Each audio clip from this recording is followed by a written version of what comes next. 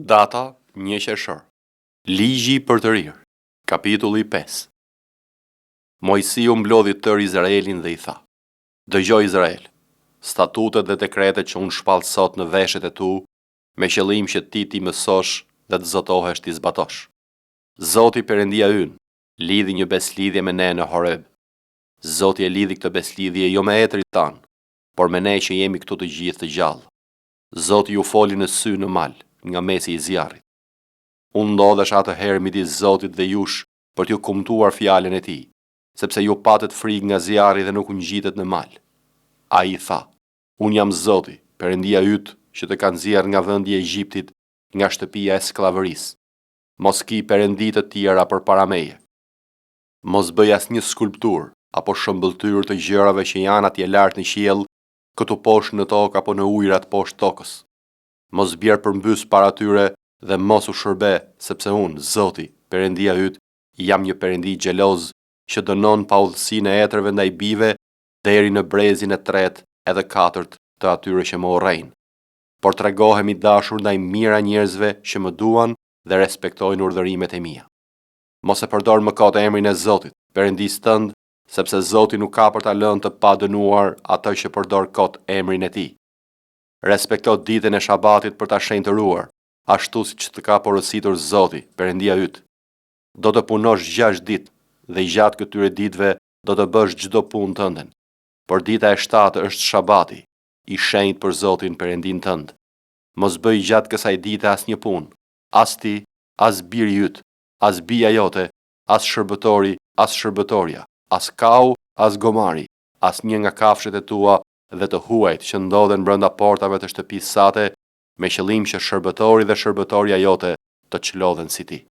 Dhe mos harro që ke qenë sklav në vendin e Egjiptit dhe që Zoti Perëndia yt të nxori që andej me një dorë të fuqishme dhe vepruese.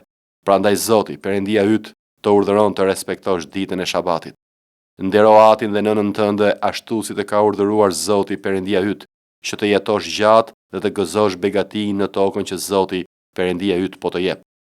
Mos vrit, mos shkel besnikrin bashkëshortore, mos vill, mos bëj dëshmi të rreme kundër të afërmit tënd.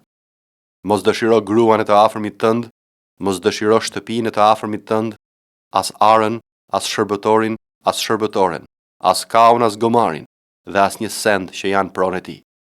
Këto fjalë tha Zoti përpara të asamblesë suaj, nga mesi i zjarrit, të rrezë dhe të errësirës së dendur, me zë të fortë dhe nuk shtoi tjetër. I shkroi mbi 2 pllaka prej guri dhe mi dha mua.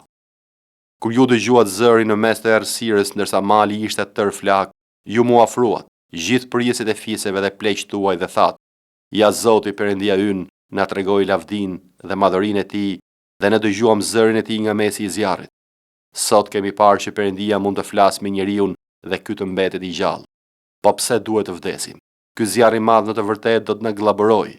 Në rast se vazhdojmë të dëgjojmë ende zërin e Zotit të Perëndisë tonë, ne kemi për të vdekur. Sepse midis gjithë njerëzve, kush është ai që, si ne, ka dëgjuar zërin e Perëndisë së gjallë të flasë në mes të zjarrit dhe ka mbetur i gjallë? Afrohu ti dhe dëgjoj të gjitha ato që Zoti Perëndia ynë do të thotë dhe ne do ta dëgjojmë dhe do të bëjmë ato që kërkon ai. Zoti dëgjoi tingullin e fjalëve tuaja ndërsa më flisnit, kështu Zoti më tha: Unë dëgjova tingullin e fjalëve që ky popull të drejtoi. Çdo gjë që ata thanë është mirë. Ah, sikur të kishin gjithnjë një zemër të tillë, të më kishin frikë dhe të respektonin tërë urdhërimet e mia, që të rronin gjithnjë në begati ata dhe bijtë e tyre. Shko dhe u thuaj: Kthehuni në çadrat tuaja. Por ti qëndro këtu me mua dhe unë do të të tregoj tërë urdhërimet, tërë statutet dhe dekretet që do të mësosh atyre, me qëllim që ti zbatojnë në vendin që unë po u jap si trashëgimi. Kini pra kujdes të bëni atë që Zoti, Perëndia juaj, ju ka urdhëruar. Mos u shmangni as djathtas as majtas. Ecni të tërë në rrugën që Zoti, Perëndia juaj, ju ka caktuar që t'jetoni, të keni mbarësi dhe të zgjatni ditët tuaja në vendin që do të pushoni.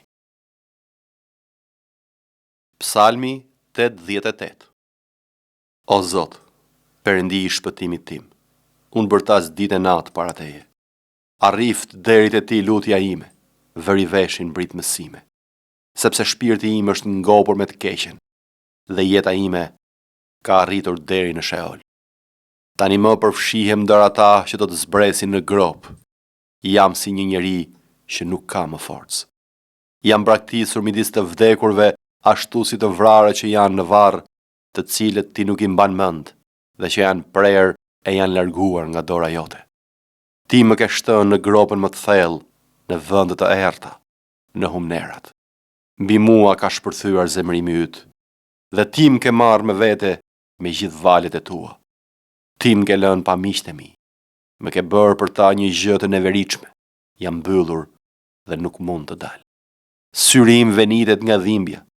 Të kërkoj çdo ditë, Zot, dhe i zgjat drejt teje duart e mia. A do të bësh vallë mrekulli për të vdekurit? A do të ringjallen të vdekurit për të të lëvduar? A do të kremtohet mirësia jote në varr dhe besnikëria jote në vendin e shkatërimit? A do të njihen mrekullitë tua në terr dhe drejtësia jote mbi tokën e harresës? Por unë të këllthas ty, o Zot, dhe lutja ime të drejtohet në mëngjes. Pse më refuzon, o Zot? Pse më fsheh fytyrën tënde? Kam qenë i pikëlluar dhe duke vdekur qysh në rini. Kam vuajtur nga tmerret e tua dhe e kam humbur. Mbi mua ka kaluar zemrimi yt i zjarrt, tmerret e tua më kanë asgjësuar. Më kanë rrethuar si ujëra gjatë gjithë ditës dhe të gjitha së bashku më kanë mbytur. Ke larguar nga unë miqt dhe të njohurit e mi. Miku im më i ngushtë është errësira. Isaia, kapitulli 33. Mirë ti që shkreton, edhe sikur të mos kesh qenë i shkretuar, që vepron me pabesi, edhe sikur të mos jetë vepruar me pabesi kundër teje. Kur të kesh mbaruar së shkatëruari, do të shkatërohesh edhe ti. Kur të kesh mbaruari së vepruari në mënyrë të pabes, do të veprohet me pabesi kundër teje. O Zot, ki mëshirë për ne që kemi shpresuar të ti. Bëhu krahu ynë çdo mëngjes dhe shpëtimi ynë në kofat keqësie. Nga zhurma e një turë me popujt ikin, kur ti qohesh, kombet shpërndahen. Plaçka juaj e luftës do të mblidhet ashtu si që mblidhen vemjet, ashtu si turren karkalecat, kështu do të turren mbi të. Zoti është lartësuar sepse banon lart. Ai e mbush Sionin me barazi dhe drejtësi. Dhe do të jetë siguria e ditëve të tua, forca e shpëtimit, dituria dhe njohja, frika e Zotit do të jetë thesari i tij.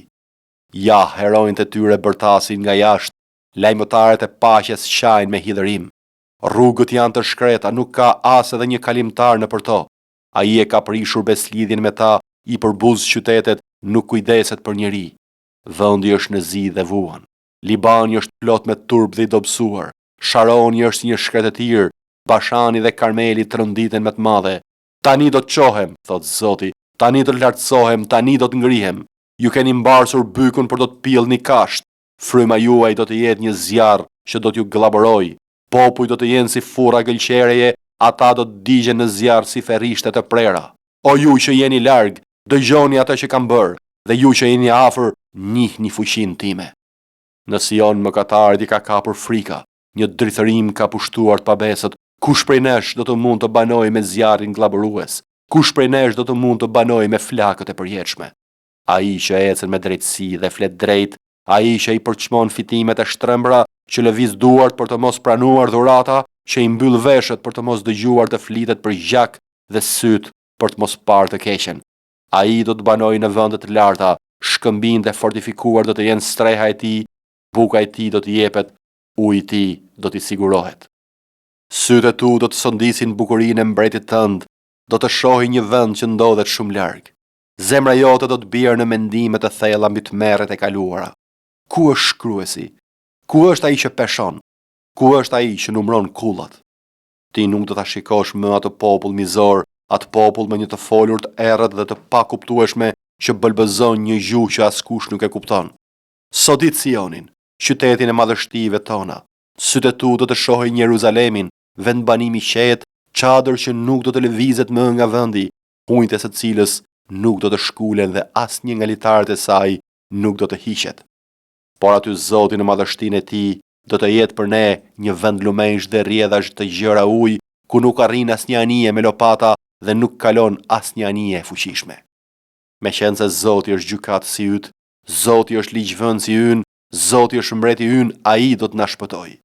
Letaret e tu janë liruar, nuk e mbajnë mirë direkun dhe nuk vënë në veprim velat. Atëherë do të ndahet preja një plaçke të pasur, edhe çalamanët do të marrin pjesë në plaçkitje. Asnjë banor i qytetit nuk do të thotë unë jam i smur. Populli që banon aty do të përfitoj faljen për paudhësinë e tij. Zbulesa, kapitulli 3. Dhe ëngjëlli të kishës në Sard shkruaj: Këtë thot ai që ka të 7 frymrat e Perëndisë dhe të 7 yjet. Unë i njoh veprat e tua, se ti ke emrin se jeton, edhe je i vdekur. Bëhu i zgjuar dhe forco mbetjen e gjërave që gati po vdesin, sepse nuk i gjeta të plotësuara veprat e tua përpara Perëndisë. Kujto pra qysh more dhe dëgjove dhe ruaj edhe pendohu. Po të mos rrish zgjuar pra do të vim mbi ty si vjedhës, dhe nuk do të dish as pak se në qorë do të vim mbi ty. Ke disa emra edhe në Sard që nuk i ndotën petkat e tyre. Edhe do të ecin me mua të veshur në të bardha sepse janë të denj. Kush fiton do të vishet me rroba të bardha dhe unë nuk do ta fshi as pak emrin e tij nga libri i jetës, por do të rrafej emrin e tij përpara Atit tim dhe para ëngjëve të tij. Kush ka vesh, le të dëgjojë atë që fryma u thot kishave. Dhe ëngjëlli të kishës së Filadelfisë shkruaj: Këtë thot i shenjti, i vërteti, ai që ka çelësin e Davidit, ai që hap dhe askush nuk mbyll, dhe mbyll dhe askush nuk hap. Unë i njoh veprat e tua. Ja vura përpara teje një derë të hapur edhe asnjëri nuk mund ta mbyll, sepse ke pak fuqi dhe e ruajt e fjalën time edhe nuk e mohove emrin tim. Ja unë dorëzoj disa prej sinagogës së Satanit që ai quajnë veten judejnë dhe nuk janë, por gënjejnë. Ja unë do t'i bëj të vinë dhe të bien përmbys përpara këmbëve të tua dhe të njohin se unë të kam dashur, sepse e ruajt e fjalën e durimit tim, edhe unë do të ruaj ty nga ora e sprovës që do të vijë mbi gjithë botën për të provuar ata që banojnë mbi dhe. Ja unë vi shpejt, mbaje fort ata që ke që të mos të marrën të kush kuroren tënde. Kush fiton do ta bëj shtyll në tempullin e Perëndisë tim dhe ai nuk do të dalë më kurrë për jashta. Dhe do të shkruaj mbi të emrin e Perëndisë tim dhe emrin e qytetit të Perëndisë tim, të Jeruzalemit të ri që zbret nga qielli nga Perëndia im dhe emrin tim të ri.